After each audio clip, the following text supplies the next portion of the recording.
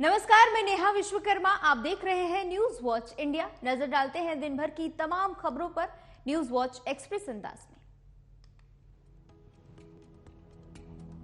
देश में धूमधाम और कड़ी सुरक्षा के बीच मनाई गई ईद। देशवासियों को पीएम मोदी ने दी ईद की बधाई।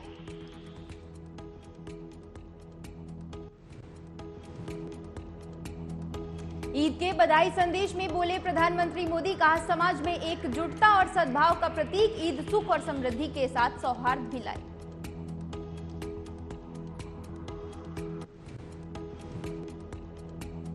गाजीपुर में सुभाषपा अध्यक्ष ओम प्रकाश राजभर का बयान, कहा सत्ता पक्ष में बहस से भागते हैं नेता, बेरोजगारी, महंगाई, भ्रष्टाचार और अधिकारी बेलगाम।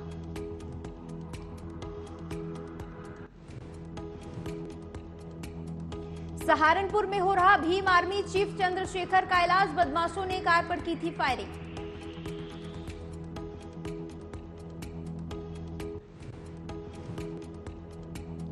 समान नागरिक संहिता को लेकर सीएम धामी का बड़ा बयान, कहा तैयार हो चुका है यूसीसी ड्राफ्ट, सबसे पहले उत्तराखंड में लागू करने की तैयारी।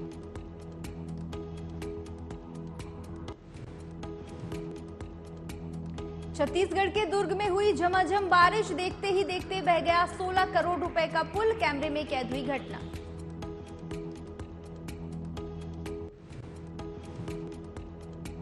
असम में बाढ़ ने मचाई तबाही, लाखों लोग प्रभावित, हजारों एकड़ फसल भी हुई बर्बाद।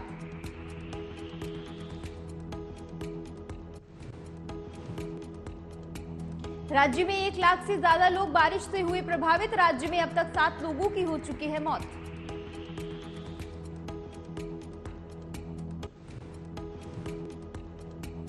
वहीं फिरोजाबाद में पुलिस को मुखबिर की सूचना पर मिली बड़ी सफलता, पुलिस ने चेकिंग के दौरान गांजा तस्करों को पकड़ा।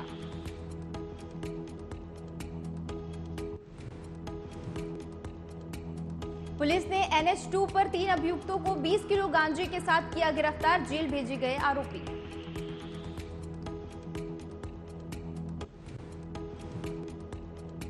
सहारनपुर के शिवालिक की पहाड़ियों में तेज मूसलाधार बारिश से फतेहपुर की नदी में अचानक आया उफान।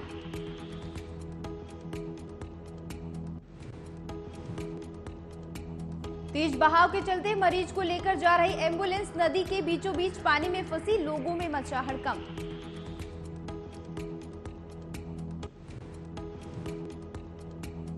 परिजनों ने एम्बुलेंस से मरीज को स्ट्रेचर पर लेटाकर जान जोखिम में डालते हुए पार कराई नदी।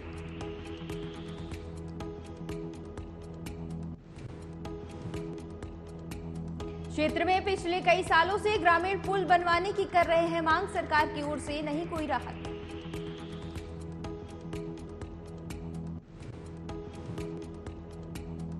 मुरादाबाद में तेज बारिश के चलते अंडरपास में भरा पानी, अंडरपास के पानी में पूरी तरह से डूबी कार।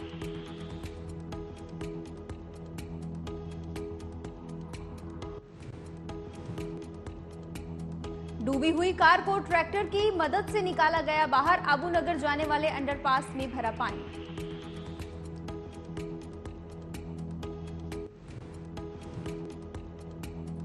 वहीं सहारनपुर के थाना तीतरो में बीते दिनों दंपति युगल के साथ लड़कों ने की थी अभद्रता, वीडियो सोशल मीडिया पर वायरल।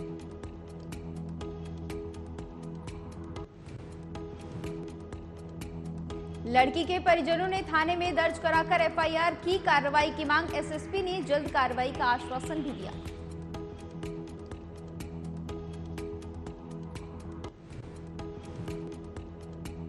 वहीं छत्तीसगढ़ में डिप्टी सीएम बनाए जाने के बाद बोले टीएस सिंह देव, देश देर आए दुरुस्त आए।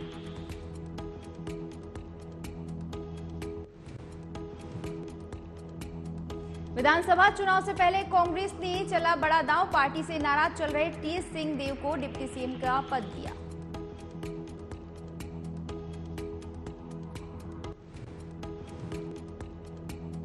चीन को विदेश मंत्री जयशंकर की दो टूक, कहा भारत चीन सीमा के हालात तय करेंगे कैसे होंगे दोनों देशों के रिश्ते।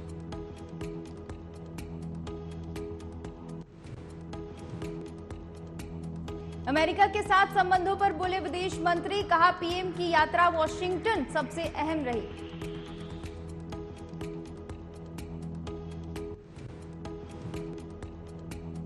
दोनों देशों के बीच संबंध असाधारण रूप से अच्छे, पीएम मोदी की यात्रा को बताया महत्वपूर्ण।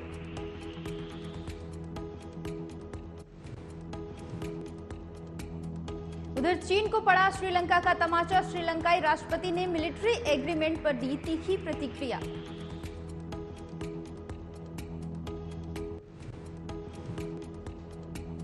रानिल विक्रमसिंघे ने भारत को बताया अपना हितैषी, चीन के साथ मिलिट्री एग्रीमेंट से किया इनकार।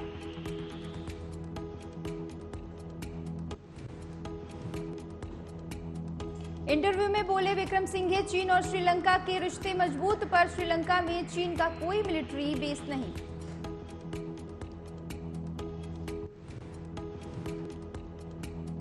सिंघे ने कहा, कोई भी देश श्रीलंका के खिलाफ भारत का नहीं कर सकेगा इस्तेमाल, हमारी इकोनॉमी भी जल्द होगी बहाल।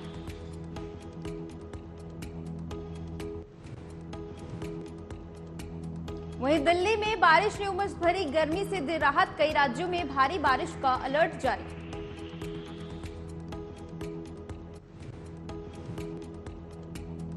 दिल्ली में लगातार बारिश से मौसम हुआ सुहाना, दिल्ली एनसीआर के तापमान में आई गिरावट।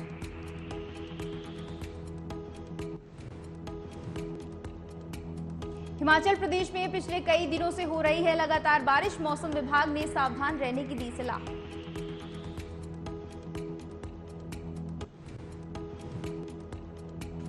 हिमाचल में भारी बारिश के कारण करोड़ों रुपए का हुआ नुकसान, उत्तराखंड में भी भारी बारिश के चलते सैकड़ों मवेशियों की गई जान।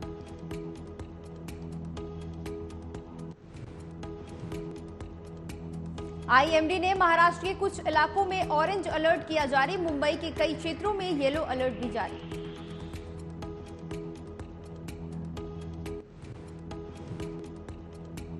उधर जर्मनी में हुए स्पेशल ओलंपिक में भारत का जलवा, 200 से ज्यादा मेडल जीतने पर पूर्व राष्ट्रपति ने खिलाड़ियों को किया सम्मानित।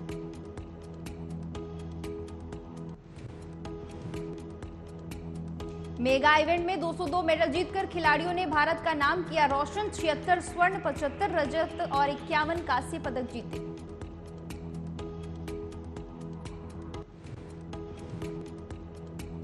पूर्व राष्ट्रपति कोविंद ने एथलीट के प्रयासों को सराहना, कहा कि मैं भी पदक विजेताओं को बधाई देता हूं।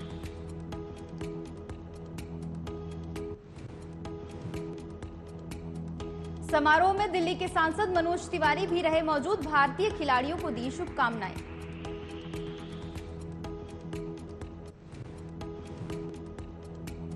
वहीं सैफ चैंपियनशिप में पाकिस्तान की एक और शर्मनाक हार, भारत के बाद नेपाल ने भी हराया।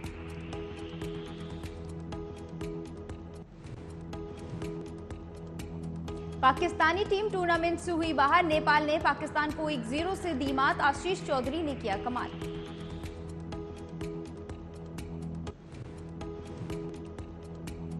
नहीं थम रही आदि पुरुष मेकर्स की मुश्किलें, इलाहाबाद हाई कोर्ट ने फिल्म को बैन की याचिका पर की सुनवाई, फिर लगाई फटकार।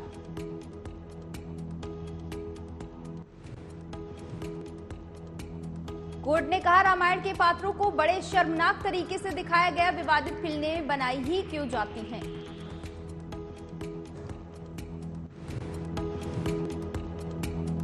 वहीं 72 हूरे फिल्म के ट्रेलर पर विवाद, 72 हूरे फिल्म के ट्रेलर पर विवाद, सेंसर बोर्ड ने सर्टिफिकेट देने से किया इनकार, गुस्से में दिखे अशोक पंडित।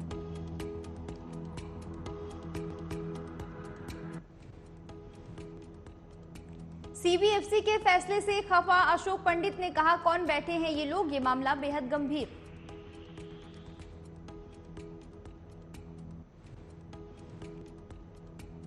बोर्ड के इस फैसले के बाद फिल्म के मेकर्स काफी गुस्से में आए नजर, मेकर्स ने कहा उच्च अधिकारियों की लेंगे मामले में मदद।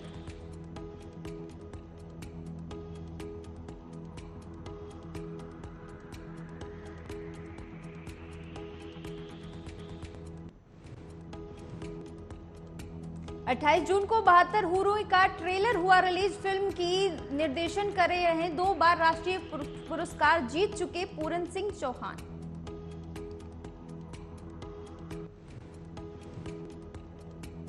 फिल्म 7 जुलाई को होनी है रिलीज, फिलहाल ट्रेलर को लेकर अटका मामला।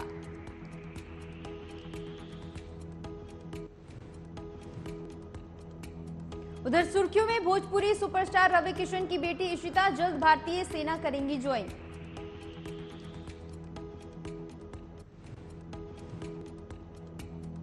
अग्निपथ योजना के तहत डिफेंस सर्विस ज्वाइन करने जा रही है इशिता, भारतीय सेना में होंगी हिस्सा।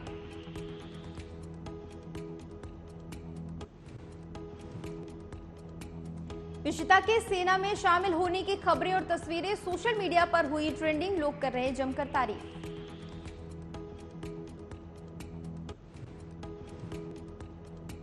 पहले से एनसीसी कैडेट हैं इशिता, इस साल गणतंत्र दिवस के मौके पर परेड में भी लिया था हिस्सा।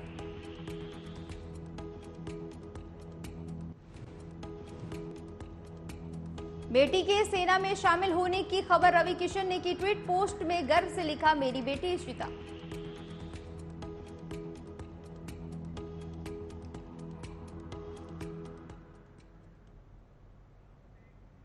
रुक करते हैं तमाम बड़ी खबरों का। देश भर में बकरीद का त्योहार मनाया जा रहा है। मुसलमानों के लिए यह दिन विशेष महत्व रखता है। इस्लाम धर्म में बकरीद के दिन को बलिदान का प्रतीक माना जाता है। वहीं इसे लेकर देश के अलग अलग राज्यों में बहुत सारी तस्वीरें सामने आ रही हैं। पहली तस्वीर है उत्तर प्रदेश की अयोध्या की, जहां पर लोगों ने कड़ी सुरक्षा के बीच ईद की नमाज अदा की। वहीं दूसरी तस्वीर आप देख सकते हैं बिहार के सुपौल की है, जहां पर बीजेपी नेता शाहनवाज हुसैन ने ईद के अवसर पर सुपौल स्थित एक मस्जिद में नमाज अदा की। तीसरी तस्वीर दिल्ली की जामा मस्जिद की है, जहां पर लोगों ने एक दूसरे को मुबारकबाद दी। वहीं चौथी तस्वीर तमिलनाडु की है, जहां पर लगातार कोयम्बटूर की है, जहां पर लोगों ने ईद की नमाज अदा की, इसके साथ ही एक दूसरे को ईद की बधाई दी।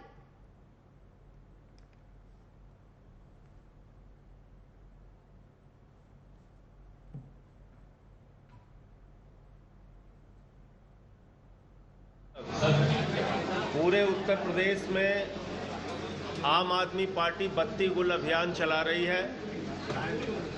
योगी जी ने कहा कि 24 घंटे शहरों में बिजली रहती है। पूरे उत्तर प्रदेश के सभी जिलों के अंदर मैं आपको बता सकता हूं, शहरों में 10-10 घंटे 12-12 घंटे बिजली कट रही है।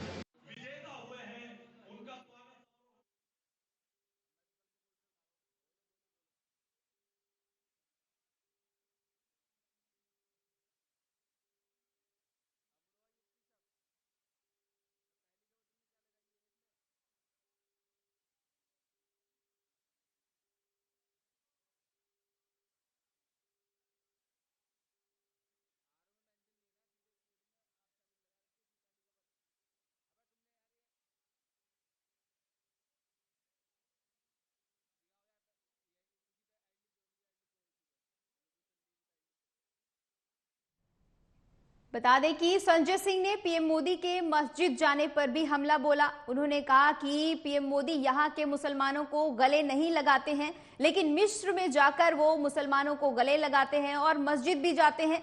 यहां पर आप सांसद संजय सिंह ने पीएम मोदी पर बड़ा हमला किया। उन्होंने कहा कि पीएम मोदी यहां के मुसलमानों को गले नहीं लगाते, लेकिन वो जब पाकिस्तान जाते हैं तो वहां के प्रधानमंत्री को गले लगा लेते हैं, मिस्र जाते हैं तो वहां के मौलवियों को गले लगा लेते हैं, लेकिन देश के प्रधानमंत्री अपने देश के मुसलमानों को गले नहीं लगाते। आप सांसद संजय सिंह ने बीजेपी पार्टी पर प्रधानमंत्री नरेंद्र मोदी पर कड़ा हमला बोला। उन्होंने इस तरह की तमाम बातें कही इस दौरान आप सांसद संजय सिंह ने। आपको बता दें कि ये तमाम तस्वीरें आप देख रहे हैं, जहां पर संजय सिंह ने प्रधानमंत्री मोदी पर हमला करते हुए इस तरह की तमाम बातें कही कि मिस्र जाकर प्रधानमंत्री मोदी सभी को गले लगाते हैं, मौलवियों को गले लगाते हैं।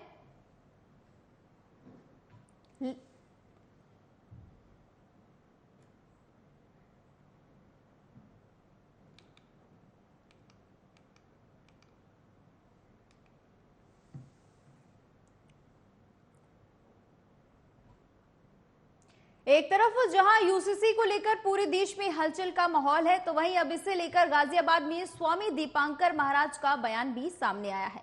इसे लेकर स्वामी दीपांकर का कहना है कि यूसीसी कानून पूरे देश में लागू होना चाहिए। जब देश में एक संविधान है तो कानून दो कैसे हो सकते हैं? कानून भी एक ही होना चाहिए। आज भारत को यूसीसी मिलना चाहिए। यूसीसी भारत की जरूरत है। यूसीसी आने के बाद लोगों को गर्व महसूस होगा।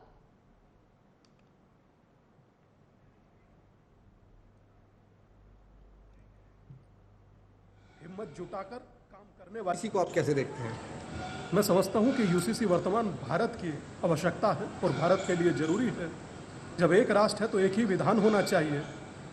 अब कम से कम तुष्टीकरण से ऊपर उठकर समस्त पार्टियों को यूसीसी का समर्थन और साथ देना चाहिए और भारत में कम से कम समता और समानता को जीवंत रखना चाहिए। और मैं समझता हूं कि अब वो समय नहीं है जब कोई देश के बड़े नेता कहें कि हम यूसीसी के बारे में सोच नहीं सकते, हिम्मत नहीं जुटा सकते।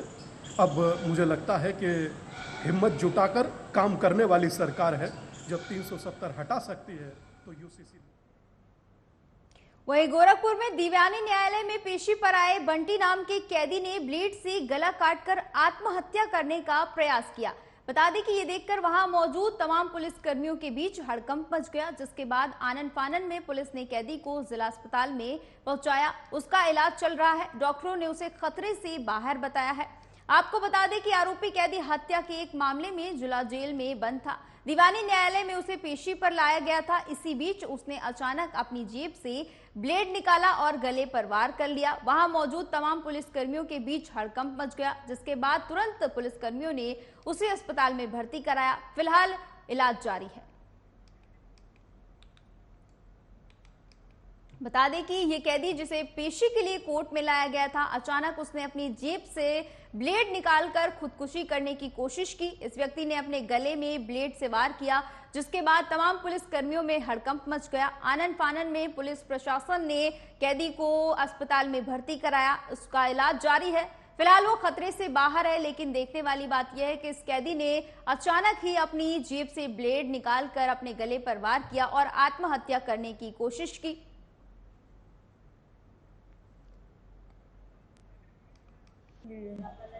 क्या हुआ था? किस मामले में जेल में बंद है? मर्डर के केस में। किसके मर्डर के? हमारी चाची फंसा दी उसको। हमारे चाचा गुजर गए तो हमारी चाची इसको फंसा दी। क्या हुआ था आपके चाचा के साथ? हमारे चाचा तो सुरबिया चौराहे पे इनसे थोड़ा सा दारू वो भी पिया था, हमारा भाई भी वो भी। एक बंदी जिसका नाम बंटी है, जो थाना तिवारीपुर से 54/22 अभियोग में 304 आईपीसी में जेल भेजा गया था। उस व्यक्ति ने आज जेल से यहाँ पे कोर्ट आने के बाद में ब्लेड से अपना गला रेतने का प्रयास किया स्वयं का, लेकिन वो उस प्रयास में असफल रहा। उन्हें इंस्टेंटली इंटरवीन किया गया। वहीं औरैया में इसी साल मार्च के महीने में नाबालिग बच्ची के साथ रेप की हत्या के बाद उसकी घटना का मामला सामने आया था। पीड़ित पिता ने पुलिस से शिकायत की। आरोपी को पकड़ा गया था। मामला कोर्ट में चल रहा था। घटना के 4 महीने के अंदर ही कोर्ट ने आरोपी को फांसी की सजा सुना दी है। आपको बता दें कि 8 साल की बच्ची नाबालिग थी। उसके साथ ही वो खेतों में जा रही थी। उसी बीच एक गांव का ही युवक उसके पीछे पीछे गया। उसने बच्ची को बिस्किट देकर बहाने अपने पास बुलाने का प्रयास किया, जिसके बाद उसने नाबालिग बच्ची के साथ दुष्कर्म किया और फिर उसकी हत्या कर दी।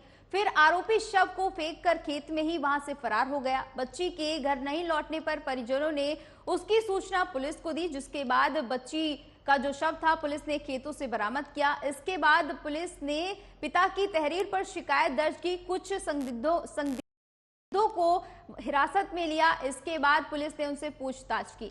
इस दौरान गांव के ही युवक ने नाबालिग के साथ रेप और उसके बाद उसकी हत्या की बात को कबूल किया, जिसके बाद पुलिस ने आरोपी को गिरफ्तार कर पूरे मामले में कार्रवाई शुरू की और अब उसे फांसी की सजा सुनाई गई।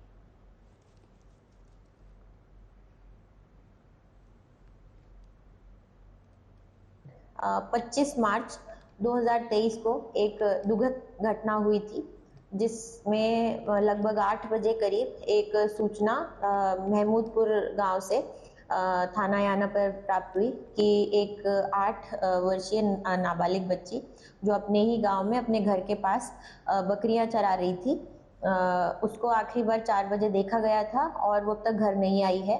गांव के सभी लोगों ने काफ़ी देर उस बच्ची को ढूंढा और ढूंढने के बाद जब वो उसको नहीं ढूंढ पाए तब उन्होंने पुलिस को सूचना दी। पुलिस तत्काल मौके पर गई। हम सभी लोग मौके पर। वहीं कांवड़ यात्रा को लेकर सहारनपुर रेंज में सभी तैयारियां पूरी कर ली गई हैं। इसके साथ ही कांवड़ यात्रा की सुरक्षा के लिए भारी इंतजाम भी किए गए हैं, जिसके तहत कांवड़ यात्रा मार्ग पर 10,000 से ज्यादा सुरक्षा कर्मी तैनात किए जाएंगे, जिसमें सिविल पुलिस के अलावा पीएसी बल और पैरामिलिट्री फोर्स भी तैनात की जाएगी। इसके साथ ही 3 कंपनी फ्लड, पीएसी और गोताखोरों को भी तैनात किया जाएगा। इनकी तैनाती नहर पटरियों के पास होगी। सुरक्षा को देखते हुए 4 जुलाई से ही दिल्ली हरिद्वार नेशनल हाईवे पर भारी वाहनों को प्रतिबंधित कर दिया जाएगा। वहीं इस बार कांवड़ की लंबाई को भी कम करके 12 फुट कर दिया गया है। वहीं कांवड़ में कोई भी शस्त्र लाने की अनुमति नहीं होगी। कांवड़ यात्रा की सहारनपुर में पूरी तैयारियां हो चुकी हैं। इस दौरान तमाम सुरक्षा बलों को जो है वहां पर तैनात किया जाएगा। करीब 10,000 सुरक्षा बलों की तैनाती होगी। सुरक्षा को देखते हुए पुलिस पूरी तैयारियों में नजर आ रही है। कांवड़ यात्रा में 10,000 पुलिसकर्मी तैनात किए जाएंगे। पीएसी, पैरामिलिट्री फोर्स समेत तमाम जो है यहाँ पर सुरक्षा कर्मी तैनात होंगे। लोगों की सुरक्षा को देखते हुए पुलिस प्रशासन पूरी तरह से दुरुस्त नजर आएगी। कांवड़ यात्रा में कोई भी शस्त्र लाने की अनुमति नहीं होगी। बता दें कि सहारनपुर में कांवड़ यात्रा को लेकर पूरी तरह से तैयार नजर आ रहा है प्रशासन। क्या व्यवस्था होती है? जैसा कि आप सभी लोग जान रहे हैं, 4 तारीख से श्रावण शुरू हो रहा है। 15 तारीख को महाशिवरात्रि है। 17 तारीख को सोमवार है, सोमवती अमावस्या है। उसको लेके पिछले 15 दिनों से कई सारी मीटिंग और बैठक की गई है। हरियाणा राज्य, दिल्ली, उत्तराखंड, ये सारे जितने राज्य समीपवर्ती हैं, राजस्थान, इन सभी के अधिकारियों से भी लगातार मीटिंग बैठक की गई है।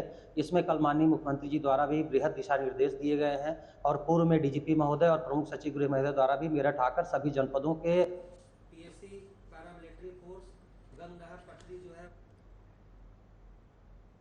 खबर सहारनपुर से है, जहां पर बारिश में एक कुत्ते का वीडियो सोशल मीडिया पर काफी तेजी से वायरल हो रहा है। वायरल वीडियो में कुत्ता उछल कर बारिश की बूंदों को पकड़ने की कोशिश करता हुआ नजर आ रहा है।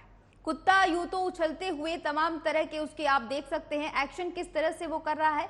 वहां पर इस दौरान मौजूद तमाम शख्स जो थे उन्होंने इसका वीडियो बना लिया। ये वीडियो अब सोशल मीडिया पर काफी तेजी से वायरल हो रहा है। वीडियो लेकर कॉलोनी का बताया जा रहा है, जहां पर कुत्ता का ये वीडियो जो है देखा जा सकता है। कुत्ता बारिश में नहाते समय लंबी छलांग लगाता हुआ दिखाई दे रहा है, जिसका वीडियो बना लिया गया और ये वीडियो अब सोशल मीडिया पर काफी तेजी से वायरल हो रहा है।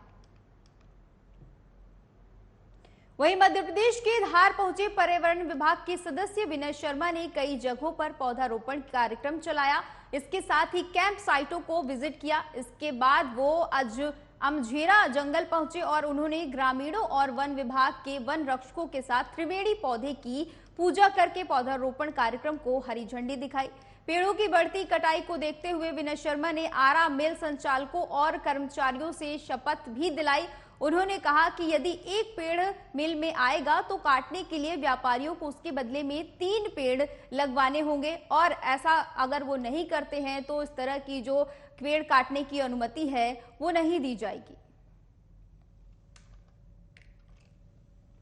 मेरे अगर मशीन पे कोई अपने नाम बता दीजिए। जी ठीक।